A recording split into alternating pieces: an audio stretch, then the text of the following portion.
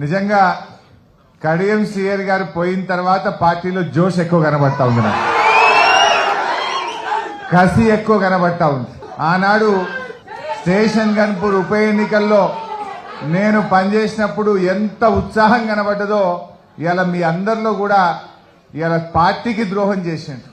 ఈ పార్టీకి ద్రోహం చేసిన కడియం శ్రీహరి గారికి గట్టిగా గుణపాఠం చెప్పాలనే కసి ఇలా ప్రతి కార్యకర్తలో కూడా కనపడతా ఉంది.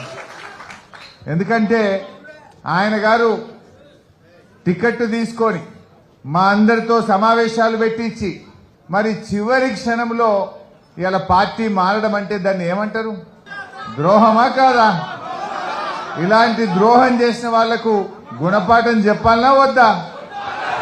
ఎందుకంటే ఆయన టికెట్ అడిగి తన కుమార్తెకు తీసుకొని నువ్వు పార్టీని ఇలా చివరి నిమిషంలో నువ్వు పార్టీ మారడం అంటే మా కార్యకర్తల మనోస్థైర్యాన్ని దెబ్బతీయడం, పార్టీని అవమానపరచడం.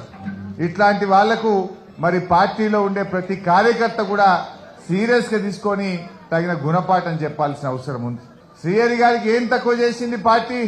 నీకు ఉప ముఖ్యమంత్రిగా, ఎంపీగా, 2 సార్లు ఎమ్మెల్సీగా, ఎమ్మెల్యేగా నీకు అవకాశం ఇచ్చింది. నిజానికి నువ్వు జీవితాంతం పార్టీకి రుణపడి ఉన్నా కూడా నువ్వు తక్కువే. ఎందుకంటే నీకు అన్ని అవకాశాలు ఇవాళ ఈ పార్టీ కల్పించి మిమ్మల్ని గౌరవించింది ఈ పార్టీ. నువ్వే మాట్లాడినావు చాలా సందర్భాల్లో, నేను పార్టీ మారేదే లేదు, నేను ఈ పార్టీలోనే ఉంటా అని ఎన్నిసార్లు ఇవాళ శ్రీహరి గారు చెప్పిండ్రు. కొన్ని టీవీ ఇంటర్వ్యూలోనైతే అవసరమైతే రాజకీయాల నుంచి విరమించుకుంటే తప్ప నేను పార్టీ మారనని చెప్పినావు. మరి అలా ఎందుకు మారినవో సమాధానం చెప్పాల్సినటువంటి అవసరం ఇవాళ శ్రీహరి గారి మీద ఉంది. నిజంగా నీకు నీతి నిజాయితీ ఉంటే మీరెప్పుడు రాజకీయ విలువల గురించి మాట్లాడతారు, నైతిక విలువల గురించి మాట్లాడతారు. మీరు మాట్లాడే మాటల్లో నిజం ఉంటే ఈ పార్టీ ద్వారా వచ్చిన ఎమ్మెల్యే పదవికి తక్షణమే రాజీనామా చేయాలని చెప్పి నేను డిమాండ్ చేస్తా ఉన్నాను. నైతిక విలువలు అనేటువంటివి ఉంటే, మీరు మాట్లాడే మాటల్లో నిజం ఉంటే ముందు పార్టీ ద్వారా వచ్చిన పదవికి రాజీనామా చేయండి. నువ్వు ఈ పార్టీ ద్వారా వచ్చిన పదవి పట్టుకొని అసలు మీరు ఈ వయసులో ఎట్లా కండువా కప్పుకుంటారో నేను అడుగుతా ఉన్నా.